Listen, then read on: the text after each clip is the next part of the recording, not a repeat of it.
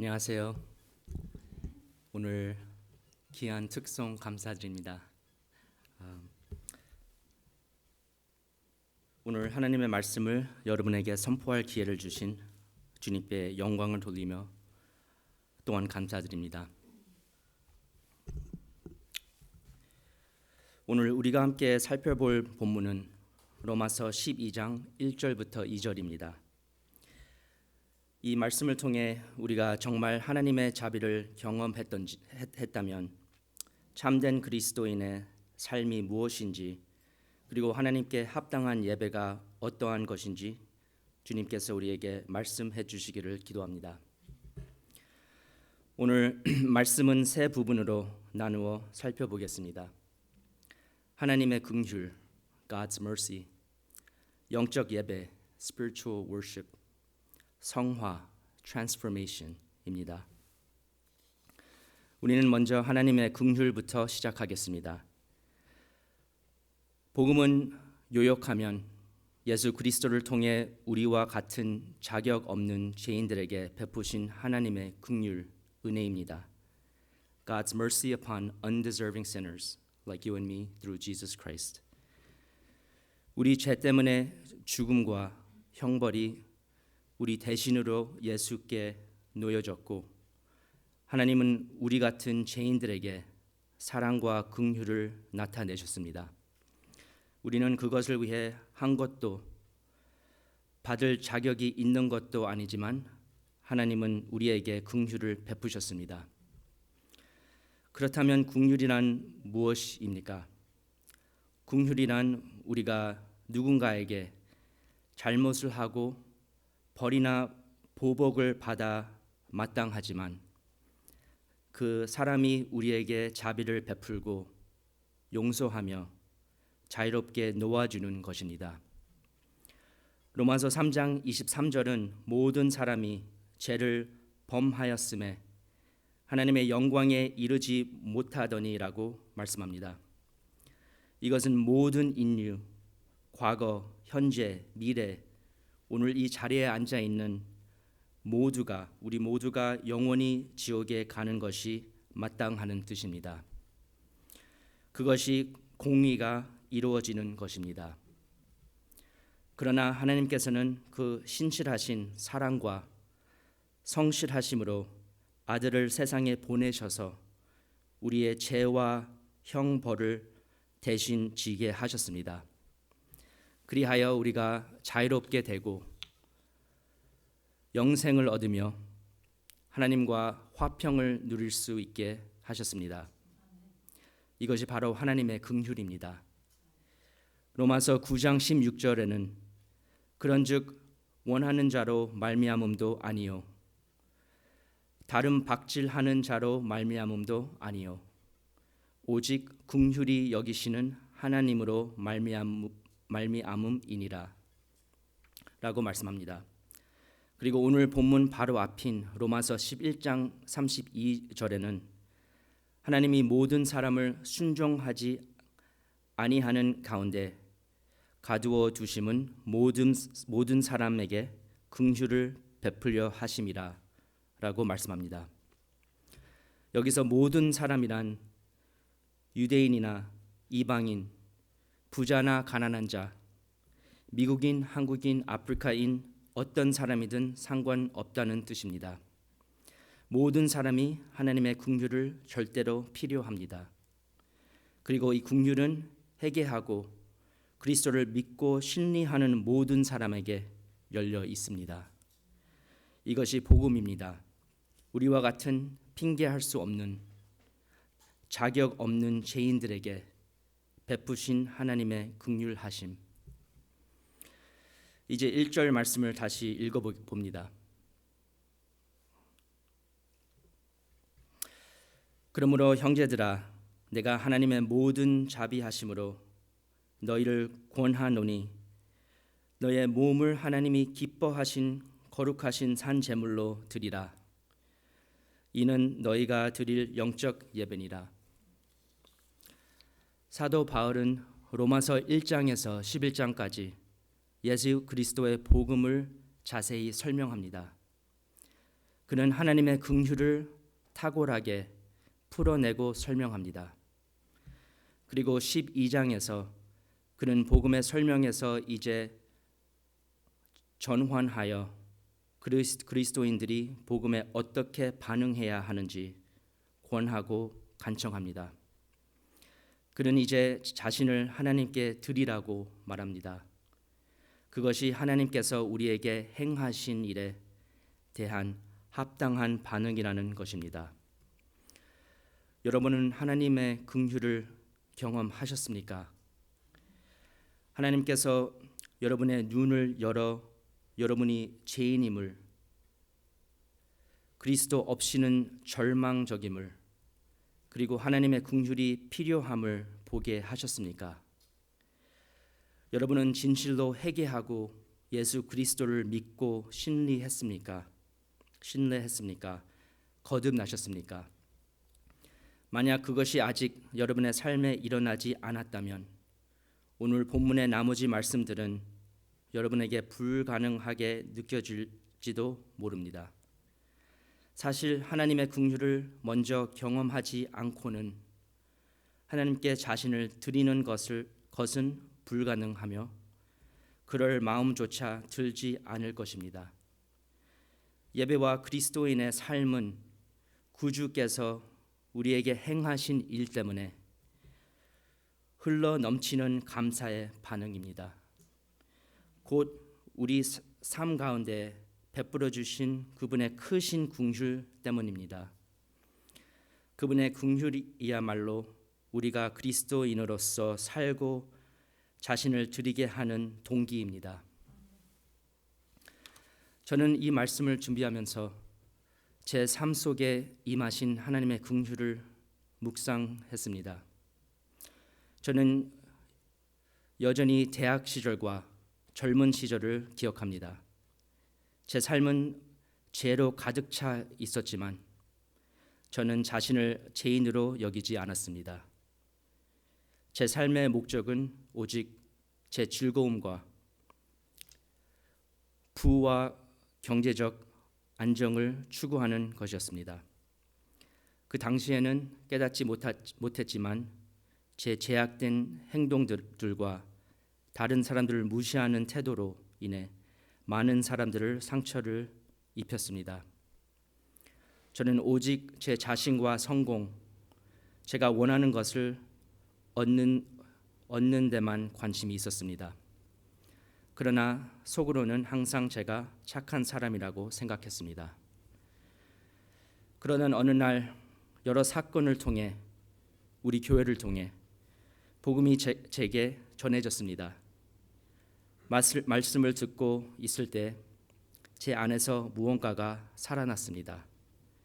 그 순간 저는 제가 죄인임을 알았고 큰 어려움 속에 있음을 알았으며 그리스도가 필요한다는 것을 알았습니다.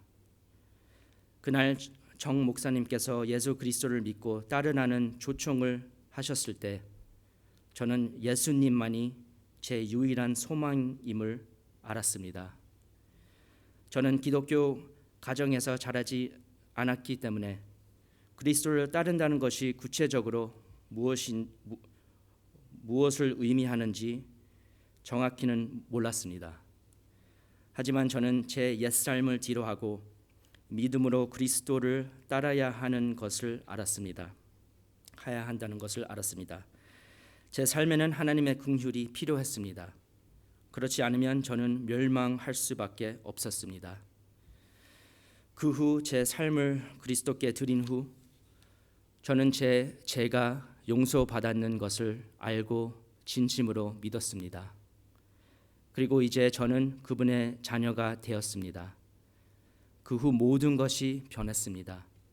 제 욕망, 열정, 세상을 보는 눈, 가치관, 저는 오직 그리스도만이 중요하다는 것을 알게 되었습니다. 돌이켜보면 그것은 분명히 제 인생에 대한 하나님의 자비였습니다. 그리고 지금 저는 하나님의 긍휼이 그때 제가 생각했던 것보다 훨씬 크다는 것을 깨닫습니다. 다시 한번 묻습니다. 형제 자매 여러분, 여러분은 하나님의 긍휼을 경험하셨습니까? 여기서부터 시작됩니다. 특정한 날짜와 시간이 있을 수도 있지만 반드시 그렇지 않아도 됩니다. 그러나 분명히 그리스도 이전의 삶과 이후의 삶이 구별되어야 합니다. 여러분의 삶은 하나님에 의해 완전히 뒤바뀌었습니까? 여러분은 자유함을 얻으셨습니까? 만약 그렇지 않다면 여러분은 자신을 하나님께 드리고 싶은 마음이 없을 것입니다. 오직 하나님의 긍휼이 우리로 하여금 자신을 온전히 그분께 드리게 만듭니다. 몸이란 단어는 단순히 육체만을 말하는 것이 아니라 전 인격, 가리킵니다. 마음, 영혼, 생각, 행동, 의지, 그리고 우리의 온 육체, 곧 우리의 전 삶을 의미합니다. 이런 삶을 사려는 동기는 도덕적으로 착한 사람이 되려는 시도에서 나오지 않습니다. 더 좋은 결혼 생활 위해서도 아니고 자녀들을 위해서도 아닙니다. 우리의 동기는 오직 하나님의 긍휼입니다. 하나님께서 우리를 위해 행하신 일 때문입니다. 그리고 이 하나님의 긍휼은 끝나지 않습니다. 예레미야 예가 3장 말씀처럼 그것은 아침마다 새롭습니다. 결코 끝나지 않습니다. 하나님은 여러분을 사랑하시며 신실하십니다. 오늘 말씀의 두 번째 부분은 영적 예배입니다. 그렇다면 하나님의 긍휼에 대한 우리의 반응은 무엇입니까? 바울은 믿는 자들에게 이렇게 권면합니다. 너의 몸을 하나님이 기뻐하신 거룩한 산 제물로 드리라. 이는 너희가 드릴 영적 예배니라. 그렇다면 우리의 몸을 산 제물로 드린다는 것은 무슨 뜻입니까? 바울은 여기서 구약의 제사 제도를 빌려 그리스도인의 삶을 산 제자라고 묘사합니다. 이는 자기 자신을 하나님께 지속적으로 드리는 것을 의미합니다. 이것은 어떤 의식이나 제사함을 위한 피의 제사를 말하는 것이 아닙니다. 어린 양이신 예수님께서 이미 단번에 믿는 자들을 위해 십자가에서 속죄 제물이 되어 주셨습니다. 그분은 이미 자신의 피를 믿는 자들을 값주고 사셨고 그들은 그분께 속한 자들입니다. 그러므로 이제 살아있는 동안 그리스도인들은 의도적으로 끊임없이 자신을 전부 하나님께 드리는 것입니다. 여기서 영적이라는 단어는 합당한, reasonable 또는 이성적인, 논리적인, logical, rational 이라는 의미도 있습니다. 즉 자신을 하나님께 드리는 것은 그분의 긍휼에 대한 합당하고 논리적인 반응입니다. 하나님께 드리는 예배는 단순히 우리 내면에만 영향을 미치는 신비한 일이 아니라 우리의 몸을, 인생을 구체적으로 의적적으로 드려지는 행위들입니다. 이것은 우연히 자동적으로 이루어지는 것이 아닙니다.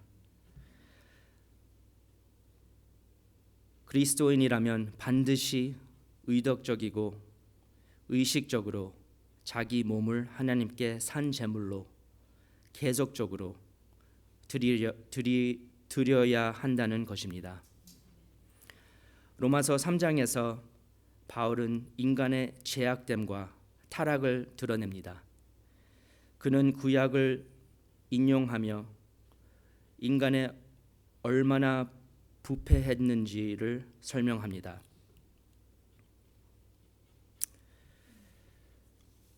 바울이 묘사하는 묘사하는 인간의 죄악은 우리의 몸을 통해 드러납니다. 혀는 속임을 일삼고 입술은 독을 퍼뜨리며 입은 저주와 쓴 말로 가득하고 발은 피 흘리는 데 빠르며 눈에는 하나님을 두려워함이 없습니다. 그러나 이제 바울은 우리의 몸을 하나님께 드리라고 합니다. 즉 인간의 죄악이 몸의 행위들을 통해 드러나는 것처럼 거룩한 그리스도인의 삶도 몸의 행위들을 통해 나타나야 한다는 것입니다. 로마서 6장 13절은 너의 지체를 불의의 무기로 죄에게 드리지 말고 오직 너의 자신을 죽은 자 가운데서 다시 살아난 자 같이 하나님께 드리며 너의 지체를 의의 무기로 하나님께 드리라고 말씀합니다. 여러분은 여러분의 몸을 죄에 드립니까? 아니면 하나님께 드립니까? 성경에 따르면 두 가지 길밖에 없습니다. 여러분의 혀와 입술을 거짓말과 속임, 다른 사람에게 독을 퍼뜨리는 데에 사용합니까? 아니면 진리를 말하고 복음과 그리스도 안에서 가진 소망을 나누는 데에 사용합니까? 죄는 우리로 하여금 거짓을 말하고 다른 사람을 속이게 합니다. 우리의 죄가 드러나는 것을 원치 않기에 우리는 자신을 가리기 위해 속이고 거짓말합니다.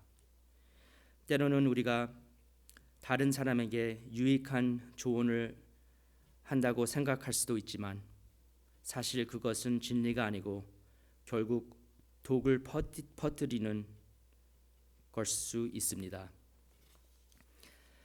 발은 움직임과 행동의 도구입니다. 여러분의 발은 피 흘리는 데 빠릅니까? 아니면 하나님의 길을 걷고 있습니까? 다른 사람을 쉽게 상처 입히고 있습니까? 말 한마디에 분노하여 해로운 말이나 행동으로 반응합니까? 여러분의 눈에 하나님을 두려워함이 있습니까? 아니면 이미 하나님에게서 눈을 돌려버렸습니까? 여러분의 눈은 어디에 들여지고 있습니까? 휴대폰 속 제약된 이미지와 콘텐츠에 눈을 내어주고 있습니까? 아니면 하나님과 하나님의 것들에 드리고 있습니까? 바울은 그리스도인들에게 간절히 권합니다. 여러분의 몸을 하나님께 산 제물로 드리라고. 더 이상 여러분 자신을 죄에 내어주지 말고 끊임없이 하나님께 드리라고 말합니다. 그리고 그것은 거룩하고 하나님이 기뻐하시는 것이어야 합니다. 하나님이 기뻐하신다는 것은 하나님께서 반드시 받으실 만하다는 뜻입니다. 즉 우리는 자신을 대충 흠 있는 상태로 드려서야는 안 됩니다. 말라기 1장 8절에서 하나님은 더럽고 흠 있는 제물을 드리는 제사장들을 꾸짖으십니다. 만군의 여호와가 이르노라. 너희가 눈먼 회생 제물을 드리는 것이 어찌 악하지 아니하며 저는 것 병든 것 드리는 것이 어찌 악하지 아니하냐. 이제 그것을 너의 충독에게 드려보라. 그가 너를 기뻐하겠느냐, 너를 받아주겠느냐. 즉 하나님은 제사장들이 불완전하고 부족한 제물을 드리는 것을 책망하신 것입니다. 그들이 총독이나 관녀에게는 결코 드리지 않을 것들을 하나님께 드렸기 때문입니다. 그것은 결국 그들이 사람은 두려워하면서 하나님은 두려워하지 않는다는 것을 보여주셨고 하나님은 그것을 악하다고 말씀하셨습니다. 오늘날도 마찬가지입니다. 사람들은 직장이나 면접을 위해서는 최선을 다합니다. 자신이 사랑하거나 열정을 가진 일에는 최선을 다합니다. 그러나 하나님께는 남은 힘, 남은 열정, 남은 시간, 남은 돈을 드립니다. 하지만 성경은 모든 그리스도인을 왕같은 제사장이라고 부릅니다. 그러므로 바울은 그리스도인들에게 말합니다. 자신을 하나님께 거룩하고 하나님이 기뻐하신 산 제물로 드리라고. 하나님께 최선을 드리십시오. 마음을 드리십시오. 열정과 시간과 힘을 드리십시오. 여러분의 자원을 하나님과 하나님의 일에 드리십시오. 단지 자신의 이익만을 위해 사용하지 마십시오. 이것이 바로 합당하고 논리적이며 하나님의 긍휼에 대한 올바른 예배와 반응입니다. 이제 세 번째 요점은 성화입니다. 로마서 12장 2절 말씀을 함께 보겠습니다.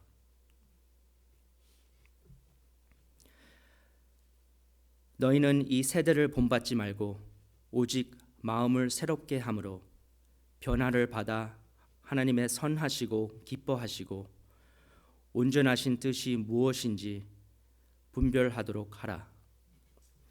성경 곳곳에서 세상을 본받지 말라는 명령을 찾아볼 수 있습니다. 그중 하나가 요한 1서 2장 15절서부터 16절입니다. 이 세상이나 세상에 있는 것들을 사랑하지 말라. 누구든지 세상을 사랑하면 아버지의 사랑이 그 안에 있지 아니하니 이는 세상에 있는 모든 것이 곧 육신의 정욕과 안목의 정욕과 이 생의 자랑이니 더 아버지께로부터 온 것이 아니요 세상으로부터 온 것이라.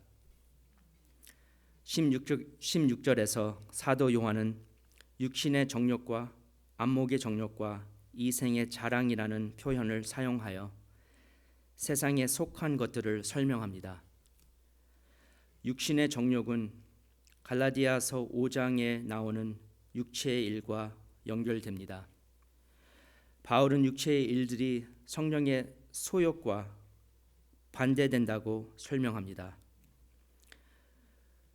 여기에 음행, 우상숭배, 질투, 분노, 시기, 술 취함 등 나열되는데 대부분은 쾌락과 안락함에 대한 욕망과 관련되어 있습니다.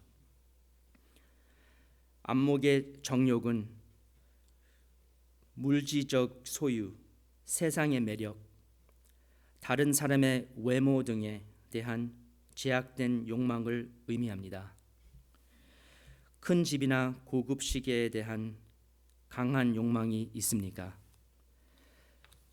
자녀의 배우자를 찾을 때 그들의 외모와 사회적 지위에 더 관심을 두십니까? 아니면 그들의 믿음과 그리스도 안에서의 삶을 더 중요하게 여기십니까? 휴대폰으로 무엇을 가장 많이 보고 있습니까? 성경은 우리의 눈이 유혹의 통로가 될 수 있음을 경고합니다. 보는 것이 욕망으로 이어지고 그것이 탐심, 우상숭배, 제약된 행동으로 이어질 수 있습니다. 창세기에는 하와가 보기에 좋은 열매를 보았을 때 유혹에 빠졌고 사무엘서에는 다윗이 밧세바를 보고 욕망에 빠진 예가 있습니다. 이생의 자랑은 자급자족하려는 태도, 교만, 그리고 세상적 지위와 업적에 지나치게 집착하는 태도를 말합니다. 자기 성취나 자원에 의존하고 하나님을 의지하지 않는 것입니다. 결국 자신을 영화롭게 하고 하나님을 영화롭게 하지 않는 태도입니다. 그러나 바울은 말합니다. 이 세대를 본받지 말고 오직 마음을 새롭게 함으로 변화를 받아라. 어떤 주석가는 이렇게 말했습니다. 인간은 본능적으로 따라하는 존재다. 우리는 본받을 모델이 필요하고 결국 두 가지뿐이다. 성경에 따르면 가치 체계는 두 가지뿐입니다. 세상과 하나님의 뜻. 둘은 절대 양립할 수 없으며 서로 정반대입니다. 이 생의 목적, 야망, 돈, 성에 대한 관점, 옳고 그름에 대한 기준 등 모든 부분에서 둘은 충돌합니다. 그래서 바울은 세상을 본받지 말라고 경고합니다. 대신 하나님의 뜻에 따라 변화되어야 합니다. 세상이 여러분을 만들어 가지 않도록, 변화시키지 않도록 하십시오. 하나님께서 여러분을 만들어 가시고 성화시켜 가게 하십시오. 여기서 변화라는 단어는 외적인 모습의 변화를 의미합니다. 그러나 외적인 변화는 마음의 내적인 변화에서 비롯되어야 합니다. 그것은 어떻게 가능할까요? 성경은 분명히 말합니다. 성령께서 하나님의 말씀을 통해 우리의 마음을 새롭게 하십니다. 말씀은 성령께서 우리의 마음을 변화시키는 도구이며 그 결과 우리의 삶도 변화됩니다. New heart, 새롭게 된 마음만이 하나님의 뜻이 무엇인지 시험하고 분별할 수 있습니다. 새롭게 된 마음이 하나님의 뜻을 따르기로 결정할 수 있습니다. 그러므로 우리의 마음은 하나님의 말씀과 성령으로 지속적으로 새로워져야 합니다. 그래야만 우리는 하나님의 뜻을 분별하고 원할 수 있습니다. 시간이 지나면서 성령과 말씀에 계속 순종할 때 우리는 점점 더 변화되고 하나님께 빚어집니다. 믿는 자의 마음이 새롭게 되고 변화될 때만이 우리는 영적 분별력을 가지고 모든 것을 올바르게 판단할 수 있습니다. 그때야 비로소 거부해야 할 것을 거부하고 하나님의 뜻에 합한 것만 받아들일 수 있습니다.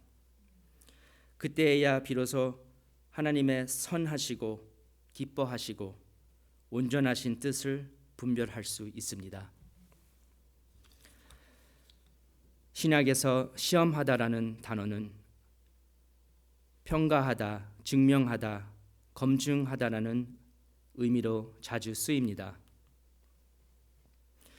고린도후서 13장 5절에서도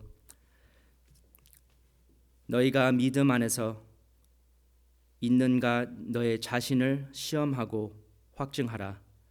예수 그리스도께서 너의 안에 계신 줄을 너희가 스스로 알지 못하느냐. 그렇지 않으면 너희는 버림받은 자니라 라고 말씀합니다. 우리는 계속해서 자신을 그리고 세상에서 우리가 접하는 것들을 검증해야 합니다. 성령의 역사와 하나님의 말씀을 통해서 우리는 하나님의 뜻을 분별하고 하나님께 속하지 않는 것들을 거절할 수 있습니다. 그렇게 될 때에야 비로소 우리는 변화되고 하나님께 빚어져 그리스도인을 닮은 거룩한 남종과 여종이 될 수 있습니다. 여러분은 지금 이 세상에 동화되고 있습니까? 아니면 하나님에 의해 변화되고 있습니까? 주님을 향한 믿음과 사랑이 자라고 있습니까? 하나님의 백성을, 교회를 향한 사랑이 커지고 있습니까? 잃어버린 영혼들이 구원받기를 바라는 마음이 더욱 강해지고 있습니까? 아니면 무관심합니까?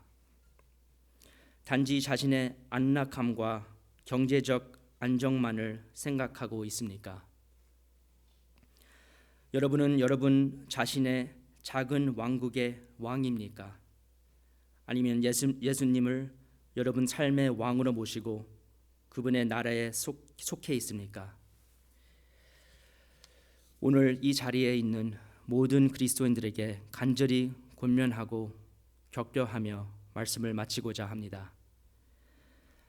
여러분의 삶에 베푸신 하나님의 긍휼을 기억하십시오.